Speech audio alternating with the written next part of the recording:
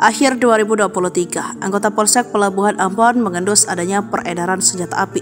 Berangkat dari informasi itu, sejumlah anggota Polsek berangkat ke Pelabuhan Ambon. Tak sia-sia informasi yang mereka terima bukan isapan jempol belaka. Sejumlah pucuk senjata laras panjang beserta amunisi berhasil mereka sita. Jika saja lolos, maka senjata api dan amunisi tersebut akan dimiliki oleh OPM. Setengah tahun berlalu, nasib para polisi berhasil menggagalkan penyelundupan senjata api itu kembali disorot. Senjata api yang berhasil disita berjumlah 3 pucuk. Adapun amunisi yang disita jumlahnya mencapai puluhan butir amunisi. Mengutip Tribun Papua.com, 3 pucuk senjata dan puluhan butir amunisi itu sedihnya akan dibawa ke KKB di Papua. Kini sebanyak 10 anggota Polsek kawasan Pelabuhan Yosudarso Ambon mendapat penghargaan khusus dari Polresta Pulau Ambon, Maluku. Penghargaan diserahkan dalam sebuah upacara yang dipimpin Kapolresta Pulau Ambon, Kombes Pol Drianto Andri Ibrahim pada Senin 6 Mei 2024. Anggota Polsek Pelabuhan Ambon itu diberikan penghargaan karena prestasi mereka menggagalkan penyelundupan senjata api dan amunisi ke KKB Papua. Adapun 10 anggota yang mendapat penghargaan tersebut yakni Kapolsek Pelabuhan Ambon AKP Jul Kisno, Kaep Supi, dan Wakapolsek Ibtu Bobi